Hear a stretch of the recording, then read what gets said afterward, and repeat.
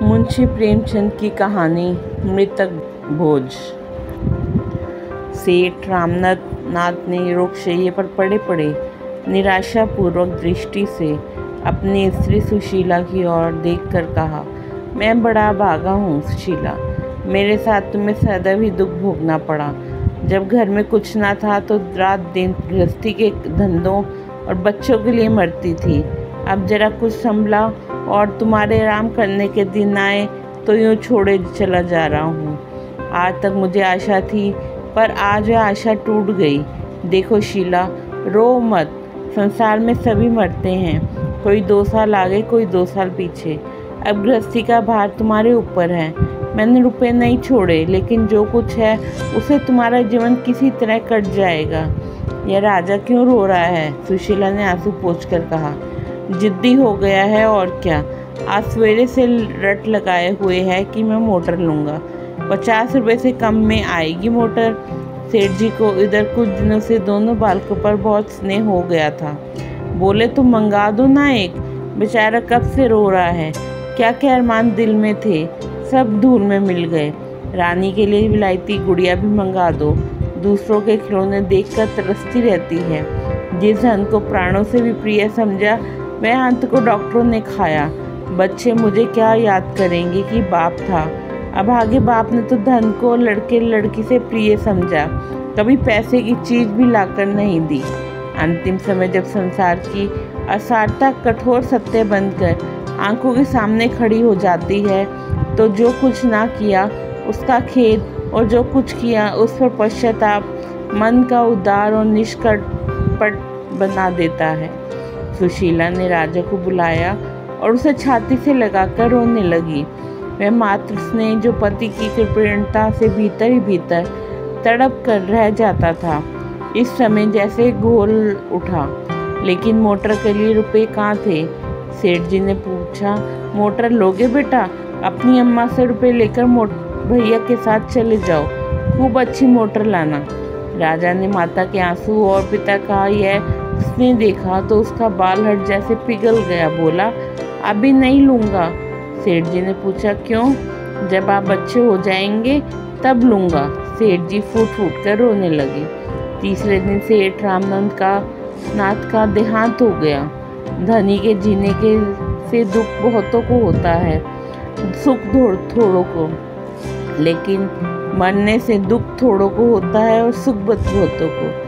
माँ ब्राह्मणों की मंडी अलग सुखी थी है, पंडित जी अलग खुश हैं, और शायद बिरादरी के लोग भी प्रसन्न हैं, इसीलिए कि एक बराबर का आदमी कम हुआ, दिल से एक कांटा दूर हुआ। और पट्टेदारों का तो पूछना ही क्या। अब वह पुरानी कसर निकालेंगे। हृदय को शीतल करने का ऐसा अवसर बहुत दिनों के बाद मिला। आज 5वां दिन है। वह विशाल भवन सूना पड़ा है। लड़के ना रोते हैं ना हंसते हैं, मन मारे माँ के पास बैठे हैं, और विधवा भविष्य की अपार चिंताओं के भार से दबी हुई निर्जीव सी पड़ी है। घर में जो रुपए बच रहे थे वे दाह संस्कार की भेंट हो गए, और अभी दाह संस्कार बाकी पड़े हैं। भगवान, कैसे बेड़ा पार लगेगा। किसी ने द्वार पर आवाज दी। मेहरा ने आकर सेठ धनीराम के आने की सूचना दी। दोनों बालक बाहर दौड़े। सुशीला का मन भी एक क्षण के लिए हरा हो गया। सेठ धनीराम बिरादरी के सरपंच थे। अबला का शुभ हृदय सेठ जी की इस कृपा से पुलकित हो उठा। आखिर बिरादरी के मुखिया हैं, ये कौन लोग को अनाथों की खोज खबर ना लें तो कौन ले। अन्य धन्य हैं ये पुण्य आत्मा लोग जो मुसीबत में दीनों की रक्षा करते हैं। यह सोचती हुई सुशीला घूंघट निकाले बरोटे में आकर खड़ी हो गई। देखा तो धनीराम जी के अतिरिक्त और भी कई सज्जन खड़े हैं। धनीराम बोले, बहू जी, भाई रामनाथ की अकाल मृत्यु से हमें लोगों को जितना दुख हुआ है वह हमारा दिल ही जानता है। अभी उसकी उम्र ही क्या थी, लेकिन भगवान की इच्छा। अब तो हमारा यही धर्म है कि ईश्वर पर भरोसा रखें और आगे के लिए कोई राह निकालें। काम ऐसा करना चाहिए कि घर की आबरू भी बनी रहे और भाई जी की आत्मा संतुष्ट भी हो। कुबेरदास जी ने सुशीला को कनखियों से देखते हुए कहा, मर्यादा बड़ी चीज़ है, उसकी रक्षा करना हमारा धर्म है, लेकिन कमली के बाहर पाँव निकालना भी तो उचित नहीं। कितने रुपए हैं तेरे पास बहू? क्या कहा? कुछ नहीं। सुशीला, घर में रुपए कहाँ हैं सेठ जी? जो थोड़े बहुत थे वे बीमारी में उठ गए। धनीराम, तो यह नई समस्या खड़ी हुई। ऐसी दशा में हमें क्या करना चाहिए कुबेरदास जी? कुबेरदास, जैसे वो बोझ तो कराना ही पड़ेगा। हाँ, अपनी सामर्थ्य देखकर काम करना चाहिए। मैं कर्ज लेने को ना कहूँगा। हाँ, घर में जितने रुपयों का प्रबंध हो सके उतने में हमें कोई कसर नहीं छोड़नी चाहिए। मृत जीव के साथ भी तो हमारा कुछ कर्तव्य है। अब तो वह फिर कभी ना आएगा। उसे सदैव के लिए नाता टूट रहा है, इसलिए सब कुछ हैसियत के मुताबिक होना चाहिए। ब्राह्मणों को तो मोह बोध देना ही पड़ेगा, जिससे कि मर्यादा का निर्वाह हो। धनीराम, तो क्या तुम्हारे पास कुछ भी नहीं है बहू जी? 2-4 हजार भी नहीं? सुशीला, मैं आपसे सत्य कहती हूँ, मेरे पास कुछ नहीं है। ऐसे समय झूठ बोलूँगी? धनीराम ने कुबेरदास की ओर अर्धविश्वास से देखकर कहा, तब तो यह मकान बेचना पड़ेगा। कुबेरदास, इसके सिवा और क्या हो सकता है? नाक काटना तो अच्छा नहीं।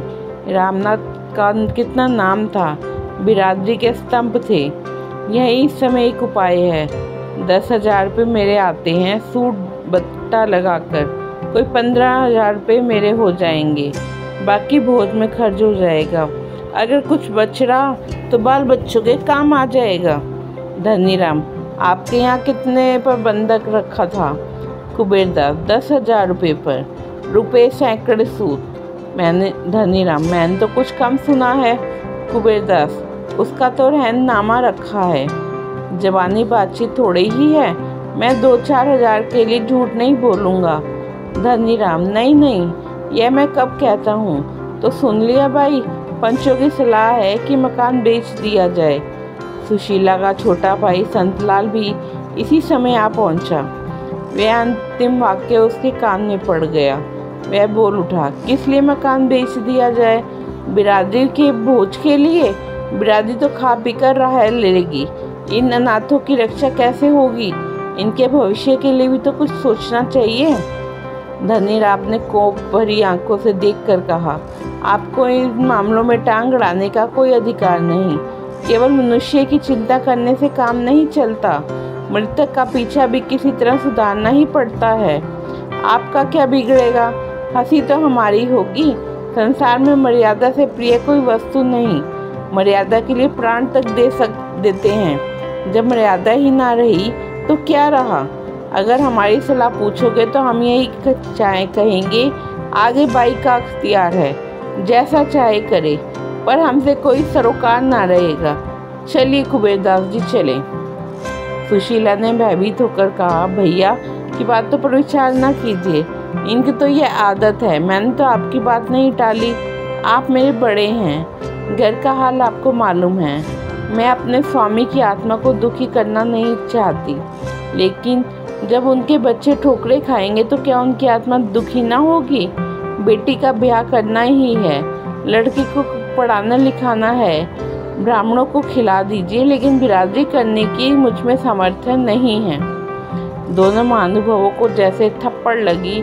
इतना बड़ा धर्म, भला ऐसी बात भी जबान से निकाली जाती है?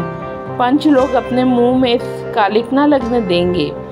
दुनिया विधवा को ना हंसेगी, हंसी होगी पंचों की। यह जगह वे कैसे सह सकते हैं? ऐसे घर के द्वार पर झांकना तो पाप है। सुशीला रोकर बोली, मैं अनाथ हूँ, नादान हूँ, मुझ पर क्रोध ना कीजिए। आप लोग ही मुझे छोड़ देंगे तो मेरा निर्वाह कैसे होगा? इतने में 2 महाशय और आ विराजे। एक बहुत मोटे और दूसरे बहुत दुबले। नाम भी गुणों के अनुसार ही भीमचंद और दुर्बलदास। धनीराम ने संक्षेप में यह परिस्थिति उन्हें समझा दी। दुर्बलदास ने सहृदय से कहा, तो ऐसा क्यों नहीं करते कि हम लोग मिलकर कुछ रुपए दे दें? जब इसका लड़का सयाना हो जाएगा तो रुपए मिल ही जाएंगे। अगर ना भी मिले तो एक मित्र के लिए कुछ बल खा जाना कोई बड़ी बात नहीं है। संतलाल ने प्रसन्न होकर कहा, इतनी दया करेंगे तो क्या पूछना। कुबेरदास त्योरी चढ़ाकर बोले, तुम तो बेसिर पैर की बातें करने लगे दुर्बल दास जी। इस वक्त के बाजार में किसके पास फालतू रुपए रखे हुए हैं? भीमचंद: सो तो ठीक है, बाजार की ऐसी मंदी तो कभी देखी नहीं, पर निभा तो करना चाहिए। कुबेरदास अकड़ गए। वह सुशीला के मकान पर दांत लगाए हुए थे। ऐसी बातों से उनके स्वार्थ में बाधा पड़ती थी। वह अपने रुपया वसूल करके छोड़ेंगे। भीमचंद ने उन्हें किसी तरह सचेत किया, लेकिन बोझ तो देना ही पड़ेगा। उस कर्तव्य का पालन ना करना समाज की नाक काटना है। सुशीला ने दुर्बल दास से सहृदय का भास देखा। उनकी और दीन नेत्रों से देखकर बोली, मैं आप लोगों से बाहर थोड़े ही हूँ। आप लोग मालिक हैं, जैसा उचित समझें वैसा करें। दुर्बल दास: तेरे पास कुछ थोड़े बहुत गहने तो होंगे भाई? हाँ, गहने हैं, आधे तो बीमारी में बिक गए, आधे बचे हैं। सुशीला ने सारे गहने लाकर पंचों के सामने रख दिए। पर यह तो मुश्किल 3,000 में उठेंगे। दुर्बल दास ने पोटली को हाथ में तोल कर कहा, 3,000 को कैसे हो जाएगा? मैं 3,500 दिला दूंगा।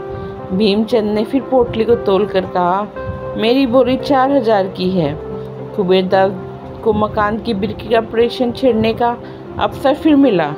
4,000 में क्या हो जाता है? बिरादरी का बोझ है या दोष मिटाना है? बिरादरी में कम से कम 10,000 का खर्चा है। मकान तो निकालना ही पड़ेगा। संतलाल ने होठ चपा कर कहा, मैं कहता हूँ, आप लोग क्या इतने निर्दयी हैं? आप लोगों का नाथ बालकों पर भी दया नहीं आती? क्या उन्हें रास्ते का भिखारी बनाकर छोड़ेंगे? लेकिन संतलाल के फरियाद पर किसी ने ध्यान ना दिया। मकान की बातचीत अब नहीं टाली जा सकती थी। बाजार मंदा है, 30,000 से बेसी नहीं मिल सकते। 15,000 तो कुबेरदास के हैं। 50,000 बचेंगे, 5,000 बचेंगे। 4,000 गहनों से आ जाएंगे। इस तरह 9,000 में बड़ी किफ़ायत से ब्रह्म भोज और बिरादरी भोज दोनों निपटा दिए जाएंगे। सुशीला ने दोनों बालकों को सामने करके करबद्ध होकर कहा, पंचों, मेरे बच्चों का मुंह देखिए। मेरे घर में जो कुछ है वह आप सब ले लीजिए, लेकिन मकान छोड़ दीजिए। मुझे कहीं ठिकाना ना मिलेगा। मैं आपके पैरों पड़ती हूँ, मकान इस समय ना बेचें। इस मूर्खता का क्या जवाब दिया जाए? पंच लोग तो खुद चाहते थे कि मकान ना बेचना पड़े। उन्हें नातों से कोई दुश्मनी नहीं थी, किंतु बिरादरी का बोझ और किस तरह किया जाए? अगर विधवा कम से कम 5,000 रुपये का जुगाड़ और कर दे तो मकान बच सकता है, पर वह ऐसा नहीं कर सकती, तो मकान बेचने के सिवा और कोई उपाय नहीं। कुबेर ने अंत में कहा, देख भाई, बाजार की दशा इस समय खराब है। रुपए किसी से उधार नहीं मिल सकते। बाल बच्चों के भाग में लिखा होगा तो भगवान किसी और हीले से देगा। हीले रोजी बहाने मौत। बाल बच्चों की चिंता मत कर। भगवान जिसको जन्म देते हैं उसकी जीविका की जुकत पहले ही कर देते हैं। हम तुझे समझा कर हार गए। अगर तू अब भी अपनी हट ना छोड़ेगी तो हम बात भी ना पूछेंगे। फिर यहाँ तेरा रहना मुश्किल हो जाएगा। शहर वाले तेरे पीछे पड़ जाएंगे। विधवा सुशीला अब और क्या करती? पंचों से लड़कर वह कैसे रह सकती है? पानी में रहकर मगर से कौन बैर कर सकता है? घर में जाने के लिए उठी, पर वहीं मूर्छित होकर गिर पड़ी। अभी तक आशा संभाले हुई थी। बच्चों के लालन पालन में वह अपना वैधव्य भूल सकती थी, पर अब तो अंधकार था चारों ओर। सेठ रामनाथ के मित्रों का उनके घर पर पूरा अधिकार था। मित्रों का अधिकार ना हो तो किसका हो? स्त्री कौन होती है जब वह अपनी मोटी सी बात नहीं समझती कि बिरादरी करना और धूमधाम से दिल खोल कर कितना लाजमी बात है, तो उससे और कुछ कहना व्यर्थ है। गहने कौन खरीदे? भीमचंद 4,000 दाम लगा चुके थे, लेकिन अब उन्हें मालूम हुआ कि उनमें से भूल हुई थी। दुर्बल दास ने 3,000 लगाए थे, इसलिए सौदा इन्हीं के साथ हुआ। इस बात पर दुर्बल दास और भीमचंद सेठ में टकरार भी हो गई, लेकिन भीमचंद को मुंह की खानी पड़ी। न्याय दुर्बल के पक्ष में था।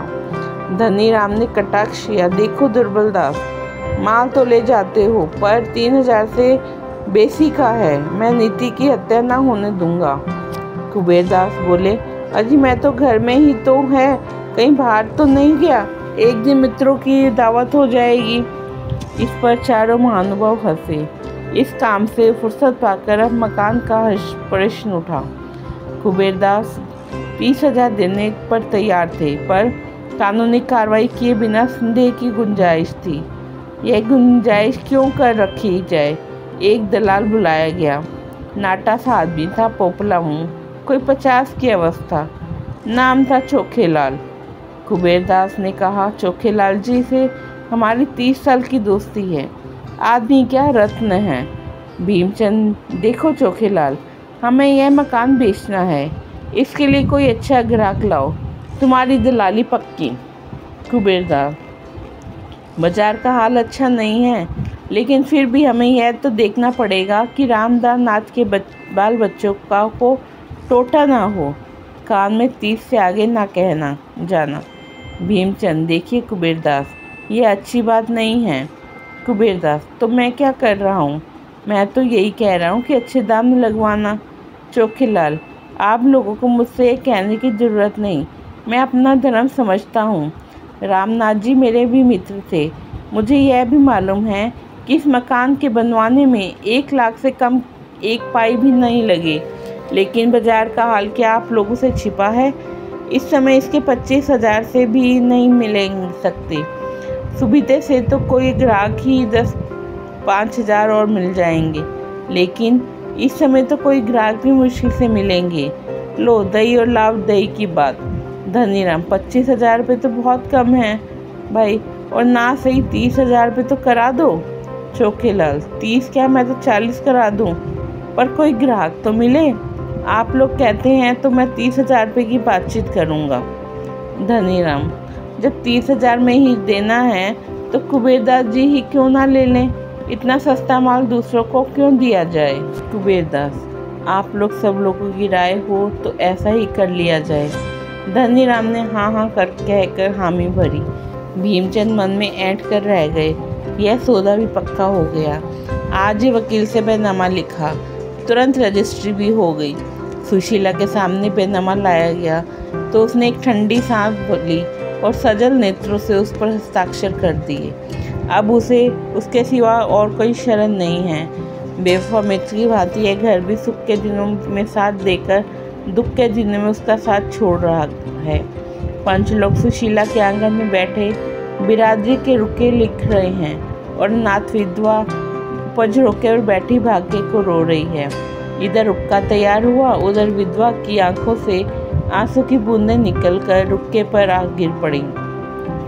धनीराम ने ऊपर देखकर कहा, पानी का छींटा कहाँ से आया? संतलाल, बाई बैठी रो रही है, उसने उक्के पर अपनी रक्त की आंसू की मोहर लगा दी है। धनीराम ऊंचे स्वर में, अरे तू रो क्यों रही है बाई? ये रोने का समय नहीं है। तुझे तो प्रसन्न होना चाहिए कि पंच लोग तेरे घर में आधे शुभ कार्य करने के लिए जमा हैं। जिस पति के साथ तूने इतने दिनों भोग विलास किया, उसी का पीछा सुधरने से तू दुख मानती है। बिरादरी में रुक्का फिरा। इधर 3-4 दिन पंच ने भोज की तैयारियों में बिताए। घी धनीराम जी की आड़त से आया, मैदा चीनी की आड़त भी उन्हीं की थी। 5वें दिन प्रातःकाल ब्रह्म भोज हुआ। संध्या समय बिरादरी का जोनार सुशीला के द्वार पर बग्गियों और मोटरों की कतारें खड़ी थी। भीतर मेहमानों की पंक्ति थी। आंगन, बैठक, ढलान, भोरडा पर की छत, नीचे ऊपर मेहमानों से भरा था। लोग भोजन करते थे और पंचों को सराहते थे। खर्च तो सभी करते हैं, पर इंतजाम का सलीका चाहिए। ऐसे स्वादिष्ट पदार्थ बहुत कम खाने में आते हैं। सेठ चंपाराम के भोज के बाद ऐसा भोज रामनाथ जी का ही हुआ है। अमृतियों जैसी कुरकुरी हैं, रसगुल्ले मेवों से भरे हैं। सारा श्रेय पंचों का है। धनीराम ने नम्रता से कहा, आप भाइयों की दया है जो ऐसा कहते हो। रामनाथ से भाईचारे का व्यवहार था, हम ना करते तो कौन करता। 4 दिन से सोना नसीब नहीं हुआ। आप धन्य हैं, मित्रों तो ऐसे, क्या बात है। आपने रामनाथ जी का नाम रख लिया। बिरादरी यही खाना खिलाना देखती है, रोकड़ देखने नहीं आती। मेहमान लोग बखान बखान कर माल उड़ा रहे थे और उधर कोठरी में बैठी सुशीला सोच रही थी, संसार में ऐसे स्वार्थी लोग हैं, सारा संसार स्वार्थ में हो गया है। सब पेटों पर हाथ फेर फेर कर भोजन कर रहे हैं। कोई इतना भी नहीं पूछता कि अनाथों के लिए कुछ बचा है या नहीं। 1 महीना गुजर गया। सुशीला को 1 पैसे की तंगी हो रही थी। नगद था ही नहीं, कहने निकल ही गए थे। अब थोड़ी सी बर्तन बच रहे थे। उधर छोटे छोटे से बिल चुकाने थे, कुछ रुपए डॉक्टर के, कुछ दर्जी के, कुछ बनियों के। सुशीला को यह रकमें घर में बचा कुचा सामान बेचकर चुकानी पड़ी और महीना पूरा होते होते उसके पास कुछ न बचा। बेचारा संतलाल एक दुकान पर मुनीम था। कभी कभी वे आकर 1 आधा रुपया दे देता। इधर खर्च का हाथ फैला हुआ था। लड़के अवस्था को समझते थे, माँ को छेड़ते ना थे, पर मकान के सामने से कोई दूसरा खोचे वाला निकल जाता और वे एक दूसरे लड़कों को फल और मिठाई खाते देखते तो उनके मुंह में पानी भरकर आंखों में भर जाता था। ऐसी ललचाई हुई आंखों से ताकते की दया आती। वही बच्चे जो थोड़े दिन पहले वे भी मिठाई की ओर ताकते ना थे, अब 1-1 पैसे की चीज़ को तरसते थे। वही सज्जन जिन्होंने बिरादरी का बोझ करवाया था, अब घर के सामने से निकल जाते पर कोई झांकता ना था। शाम हो गई थी। सुशीला चूल्हा चलाए रोटियां सेक रही थी और दोनों बालक चूल्हे के पास रोटियों को शुद्ध नेत्रों से देख रहे थे। चूल्हे के दूसरे एले पर दाल थी। दाल के पकने का इंतजार था। लड़की 11 साल की थी, लड़का 8 साल का। मोहन अधीर होकर बोला, माँ मुझे सूखी रोटियां ही दे दो, बड़ी भूख लगी है। सुशीला, अभी दाल कच्ची है भैया। रेवती, मेरे पास 1 पैसा है, मैं उसका दही ले आती हूँ। सुशीला, तूने पैसा कहाँ पाया? रेवती, मुझे कल अपनी गुड़िया की पेटोरी में मिल गया था। सुशीला, लेकिन जल्द आइयो। रेवती दौड़कर बाहर गई और थोड़ी देर में एक पत्ते पर जरा सी दही ले आई। माँ ने रोटी सेक कर दे दी, दही से खाने लगा। आम लड़कों की भांति वह भी स्वार्थी था, बहन से पूछा भी नहीं। सुशीला ने कड़ी आंखों से देखकर कहा, बहन को भी दे दे, अकेला ही खा जाएगा। मोहन लज्जित हो गया, उसकी आंखें डबडबा गई। रेवती बोली, नहीं अम्मा, कितना मिला ही है, तुम खाओ मोहन, तुम्हें जल्दी नींद आ जाती है, मैं तो दाल पक जाएगी तो खाऊंगी। उसी वक्त 2 आदमियों ने आवाज़ दी। रेवती ने बाहर जाकर पूछा। यह सेठ कुबेरदास के आदमी थे, मकान खाली कराने आए थे। क्रोध से सुशीला की आंखें लाल हो गई। ब्रोटे में आकर कहा, अभी मेरे पति को पीछे हुए 1 महीना नहीं हुआ, मकान खाली कराने की धुन सवार हो गई। मेरा 50,000 का घर पर 30,000 में ले लिया, 5,000 सूद के उड़ाए, फिर भी तस्कीन नहीं होती। कह दो मैं अभी खाली नहीं करूँगी। मुनीम ने नम्रता से कहा, भाई जी मेरा क्या अख्तियार है, मैं तो केवल संदेशिया हूँ। जब चीज़ें दूसरों की हो गई तो आपको छोड़नी ही पड़ेंगी, झंझट करने से क्या मतलब। सुशीला भी समझ गई, ठीक ही कहता है, गाय हत्या के बैल के दिन खेत चरेगी। नरम होकर बोली, सेठ जी से कहो मुझे 10-5 दिन की मोहलत दें, लेकिन नहीं कुछ मत कहो। क्यों 10-5 दिन के लिए? किसी का एहसान लूँ? मेरे भाग्य में इस घर में रहना लिखा होता तो निकलता ही क्यों? मुनीम ने पूछा, तो कल सवेरे तक खाली हो जाएगा? सुशीला, हाँ कहती तो हूँ, लेकिन सवेरे तक क्यों, मैं अभी खाली किए देती हूँ। मेरे पास कौन सा बड़ा सामान ही है, तुम्हारे सेठ जी का रातों रात का किराया मारा जाएगा। जाकर ताला वाला लाओ या लाए हो। मुनीम, ऐसी क्या जल्दी है भाई, सावधानी से खाली कर दीजिएगा। सुशीला, कल का झगड़ा क्या रखूं? मुनीम जी, आप जाइए, ताला लाकर डाल दीजिए। यह कहती सुशीला अंदर आई गई, बच्चों को भोजन कराया, 1 रोटी आप किसी तरह निगली, बर्तन धोए, फिर एक इक्का मंगा कर उस पर अपना मुख्तर सामान लादा और भारी हृदय से उस घर से हमेशा के लिए विदा हो गई। जिस वक्त यह घर बनवाया था, मन में कितनी उमंगें थी। उसके प्रवेश में कई हजार ब्राह्मणों का भोज हुआ था। सुशीला को इतनी दौड़ धूप करनी पड़ी थी कि वह महीने भर बीमार रही थी। इसी घर में उसके 2 लड़के मरे थे, यही उसके पति मरा था। मरने वालों की स्मृतियों ने उसकी एक एक ईंट को पवित्र कर दिया था। एक एक पत्थर मानो उसके हर्ष से खुशी और उसके शौक से दुखी होता था। वह घर आज उससे छूटा जा रहा है। उसने रात एक पड़ोसी के घर में काटी और दूसरे दिन 10 महीने पर एक गली में दूसरा मकान ले लिया। इस नए मकान में इन अनाथों ने 3 महीने जिस कष्ट से काटे वह समझने वाले ही समझ सकते हैं। भला हो बेचारे संत लाल का, वह 10-5 रुपये से मदद कर दिया करता था।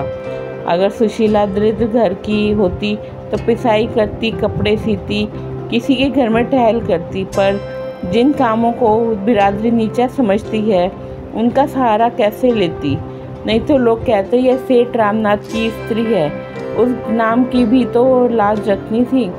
समाज के तकड़ू से किसी तरह तो छुटकारा नहीं होता। लड़की के 1-2 गहने बच रहे थे, वह भी बिक गए। अब रोटियां ही के लाले थे तो घर का किराया कहाँ से आता।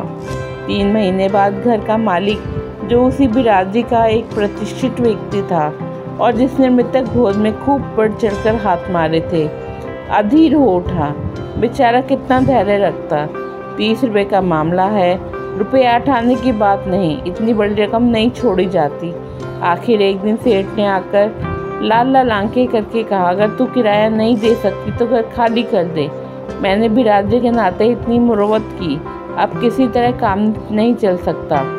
सुशीला बोली, सेठ जी मेरे पास रुपए होते तो पहले आपका किराया देकर तब पानी पीती। आपने इतनी मदद की, इसके लिए मेरा सर आपके चरणों पर है, लेकिन अभी मैं बिल्कुल खाली हाथ हूँ। यह समझ लीजिए कि एक भाई के बाल बच्चों की परवरिश कर रहे हैं। और क्या कहूँ सेठ, चल इस तरह की बातें बहुत सुन चुका हूँ। बिरादरी का आदमी है तो उसे चूस लो। कोई मुसलमान होता तो उसे चुपके से महीने महीने दे देती, नहीं तो उसने निकाल बाहर किया होता। मैं बिरादरी का हूँ, इसलिए मुझे किराया देने की दरकार नहीं। मुझे मांगना ही नहीं चाहिए, यही तो बिरादरी के साथ करना चाहिए। इसी समय रेवती भी आकर खड़ी हो गई। सेठ जी ने उसे सिर से पांव तक देखा। वह किसी कारण से बोले, अच्छा ये लड़की तो सियानी हो गई, कहीं इसकी सगाई की बातचीत नहीं की। रेवती तुरंत भाग गई। सुशीला ने इन शब्दों में आत्मीयता की झलक पाकर पुलकित कंठ में कहा, अभी तो कहीं बातचीत नहीं हुई सेठ जी, घर का किराया तक तो अदा नहीं कर सकती, सगाई क्या करूँगी, फिर अभी भी तो छोटी है। सेठ जी ने तुरंत शास्त्रों का आधार किया। कन्याओं की विवाह की यही अवस्था है, धर्म को कभी नहीं छोड़ना चाहिए। किराए की कोई बात नहीं, हमें क्या मालूम था कि सेठ रामदास के नाथ के परिवार की यह दशा है। सुशीला, तो आपकी निगाह में कोई अच्छा घर है? यह तो आप जानते ही हैं मेरे पास लेन देन को कुछ नहीं है। झाबरमल, इन सेठ जी का यही नाम था। लेन देन का कोई झगड़ा नहीं होगा बाई जी, ऐसा घर है कि लड़की आजीवन सुखी रहेगी, लड़का भी उसके साथ रह सकता है। कुल का सच्चा, हर तरह से संपन्न परिवार है।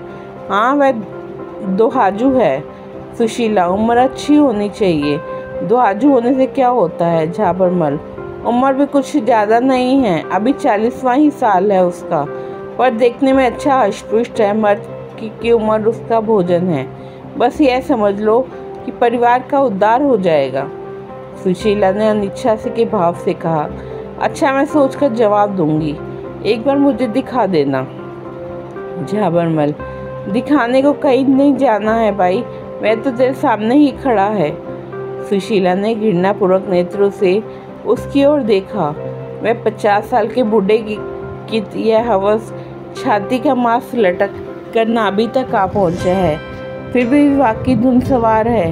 यह दुष्ट समझता है कि प्रलोभनों में पकड़कर मैं अपनी लड़की इसके गले बांध दूंगी, यह अपनी बेटी का आजीवन कवारी रखेगी, पर ऐसे मृतक के से विवाह करके उसका जीवन नष्ट नहीं करेगी।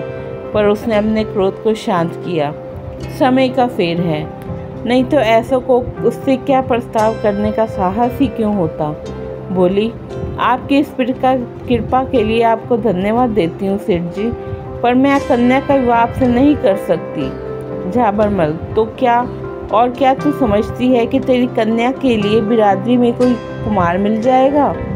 सुशीला, मेरी लड़की कंवारी रहेगी। झाबरमल, और रामनाथ जी के नाम को कलंकित करेगी। सुशीला, तुम्हें मुझसे ऐसी बातें करते लाज नहीं आती? नाम के लिए घर खोयो, संपत्ति खोई, पर कन्या कुएं में नहीं डुबो सकती। झाबरमल, तो मेरा किराया दे दे। सुशीला, अभी मेरे पास रुपए नहीं हैं। झाबरमल ने एक भीतर घुसकर गृहस्थी के एक एक वस्तु निकालकर गली में फेंक दी। घड़ा फूट गया, मटके टूट गए, संदूक के कपड़े बिखर गए। सुशीला तटस्थ खड़ी अपने अधीन की एक क्रूर क्रीड़ा देखती रही। घर को यूं विध्वंस करके झाबरमल ने घर में ताला डाल दिया और अदालत से रुपये वसूल करने की धमकी देकर चले गए। बड़ों के पास धन होता है, छोटों के पास हृदय होता है। धन से बड़े बड़े व्यापार होते हैं, बड़े बड़े महल बनते हैं, नौकर चाकर होते हैं, सवारी शिकारी होती है, हृदय से समय वेदना होती है, आंसू निकलते हैं। उसी मकान से मिली हुई एक साग भाजी बेचने वाली खटकिन की दुकान थी। वृद्धा विधवा निपुती स्त्री, बाहर से आग भीतर से पानी। झाबरमल को सैकड़ों सुनाई और सुशीला की एक एक चीज उठाकर अपने घर में ले गई। मेरे घर में रहो बहू, मुरव्वत में आ गई, नहीं तो उसकी मूछें उखाड़ लेती। मौत सर पर नाच रही है, आगे नाच न पीछे पगा, और धन के पीछे मरा जाता है, जाने छाती पर लाद कर ले जाएगा। तुम चलो मेरे घर में रहो, मेरे यहाँ किसी बात का खटका नहीं, बस मैं अकेली हूँ, एक टुकड़ा मुझे भी दे देना। सुशीला ने डरते डरते कहा, माता, मेरे पास सेर भर आटे के सिवा और कुछ नहीं है, मैं तुम्हें किराया कहाँ से दूंगी?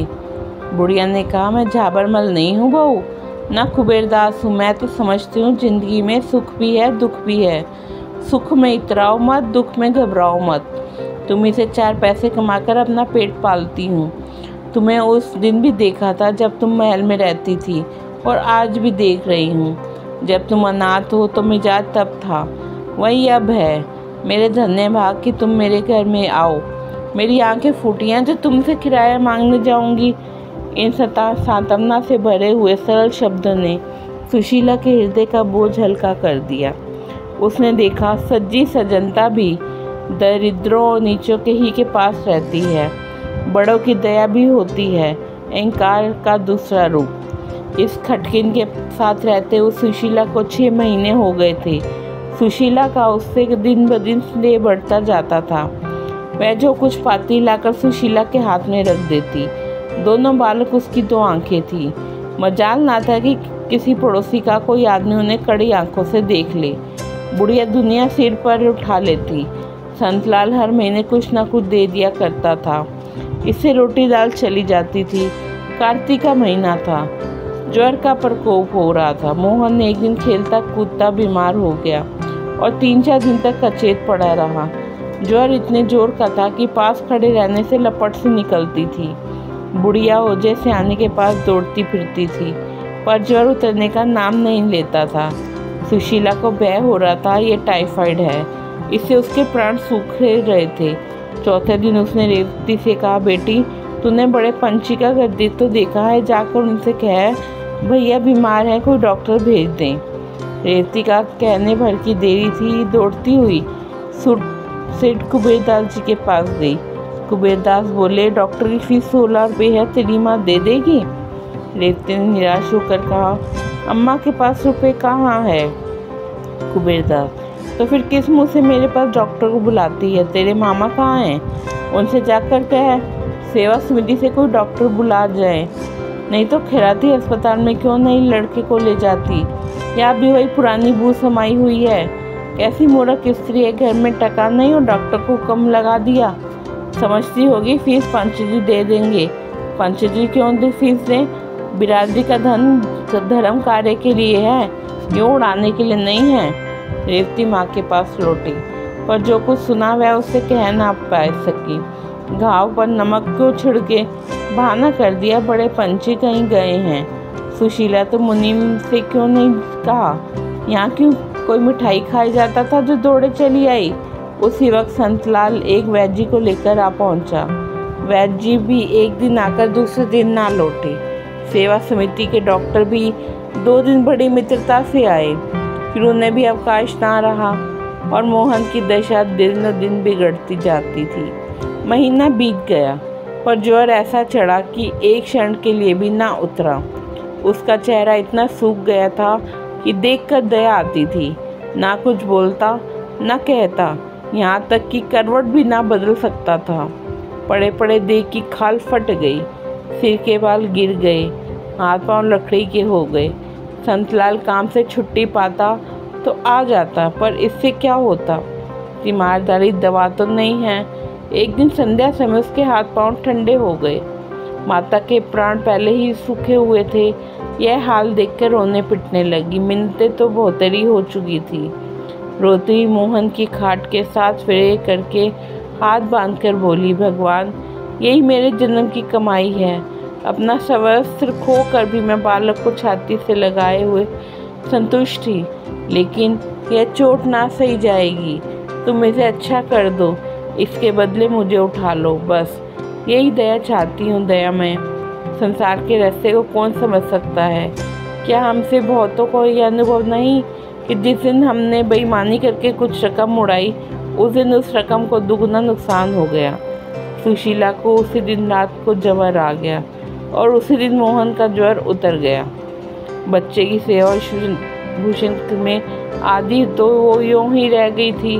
इस बीमारी ने ऐसा पकड़ा कि फिर न छोड़ा। मालूम नहीं देवता बैठे सुन रहे थे क्या? उसकी याचना अक्षरश पूरी हुई। पर 15वें दिन मोहन चारपाई से उठकर माँ के पास आया और उसकी छाती पर सर रखकर रोने लगा। माता ने उसके गले में बाहें डालकर उसे छाती से लगा लिया और बोली, क्यों रोते हो बेटा? मैं अच्छी हो जाऊंगी। अब मुझे क्या चिंता?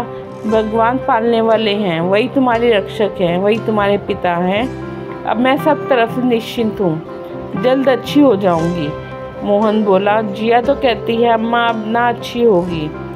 सुशीला ने बालक को चुंबन देकर कहा, जिया पगली है, उसे कहने दो।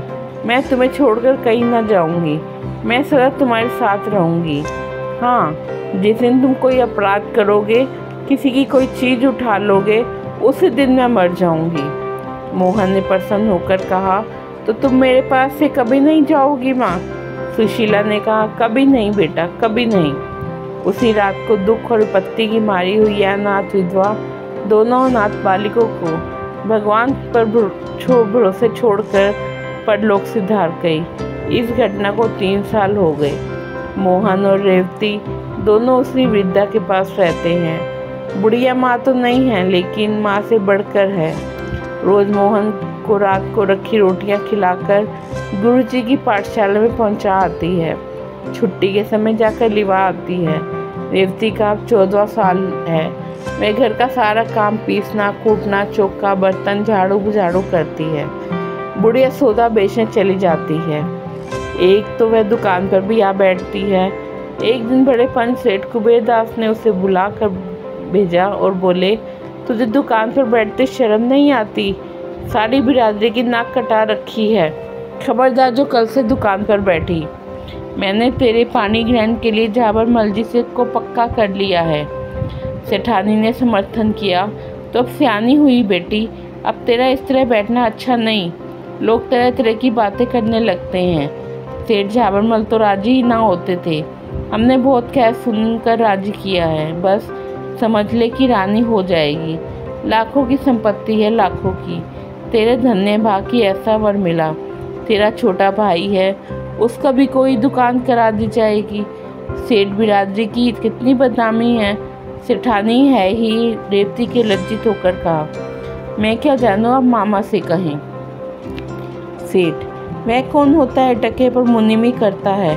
उससे मैं क्या पूछूं? मैं बिरादरी का पंच हूँ। मुझे अधिकार है जिस काम से बिरादरी का कल्याण देखूं वह करूं। मैंने पंचों से राय ले ली है, सब मुझसे सहमत हैं। अगर तू यूँ नहीं मानेगी तो हम अदालत की कार्रवाई करेंगे। तुझे खर्च वर्च का काम होगा, वह लेती जा। ये कहते हुए उन्होंने 20 रुपये का नोट रेवती की तरफ फेंक दिया। रेवती ने उठाकर वहीं पुर्जे पुर्जे कर डाले और तमतमाए मुँह से बोली, बिरादरी ने जब हम लोगों की बात ना पूछी, जब हम रोटियों के मोहताज थे, मेरी माता मर गई, कोई झांकने तक नहीं आया, मेरा भाई बीमार हुआ, किसी ने खबर तक ना ली, ऐसी बिरादरी की मुझे परवाह नहीं। रेवती चली गई तो झाबरमल कोठरी से निकल आए। चेहरा उदास था। सेठानी ने कहा, लड़की बड़ी घमंडन है, आंखों का पानी मर गया है। झाबरमल, 20 रुपये खराब हो गए, ऐसा फाड़ा है कि जुड़ भी नहीं सकते। कुबेरदास, तुम घबराओ नहीं, मैं इसे अदालत से ठीक करूँगा। जाति कहाँ है? झाबरमल, अब तो आपका ही भरोसा है। बिरादरी के बड़े पंच की बात कहीं मिथ्या हो सकती है? रेवती नाबालग थी, माता पिता नहीं थे, ऐसी दशा में पंचों का उस पर पूरा अधिकार था। वह बिरादरी के दबाव में नहीं रहना चाहती है, ना चाहे, कानून बिरादरी के अधिकार की उपेक्षा नहीं कर सकता। संतलाल ने यह माजरा सुना तो दांत पीस कर बोले, ना जाने इस बिरादरी का भगवान कब अंत करेगा। रेवती, क्या बिरादरी मुझे जबरदस्ती अपने अधिकार में ले सकती है? संतलाल, हाँ बेटी, धनिकों के हाथ में तो कानून भी है। रेवती, मैं कह दूंगी कि मैं उनके पास नहीं रहना चाहती। संतलाल, तेरे कहने से क्या होगा? तेरे भाग्य में ही लिखा था तो किसका बस है? मैं जाता हूँ बड़े पंच के पास। रेवती, नहीं मामा जी, तुम कहीं ना जाओ। जब भाग्य की का भरोसा है तो जो कुछ भाग्य में लिखा होगा वह होगा। रात तो रेवती ने घर में काटी, बार बार निंद्रा मग्न भाई को गले लगाती। यह अनाथ अकेला कैसे रहेगा, यह सोचकर उसका मन कातर हो जाता, और झारमल की सूरत याद करके उसका संकल्प दृढ़ हो जाता। प्रातःकाल रेवती गंगा स्नान करने गई। यह इधर कई महीनों से उसका नित्य का नियम था। आज जरा अंधेरा था, पर यह कोई संदेह की बात ना थी। संदेह तब हुआ जब 8 बज गए और वह लौटकर ना आई। तीसरे पैर सारी बिरादरी में खबर फैल गई। सेठ रामनाल की कन्या गंगा में डूब गई, उसकी लाश पाई गई। कुबेरदास जी ने कहा, चलो अच्छा हुआ, बिरादरी की बदनामी तो ना होगी। झाबरमल ने दुखी मन से कहा, मेरे लिए अब कोई और उपाय कीजिए। उधर मोहन सिर पीट पीट कर रो रहा था और बुढ़िया उसे गोद में लिए समझा रही थी, बेटा उस देवी के लिए क्यों रोते हो? जिंदगी में उसके दुख ही दुख था। अब वह अपनी माँ की गोद में आराम कर रही है।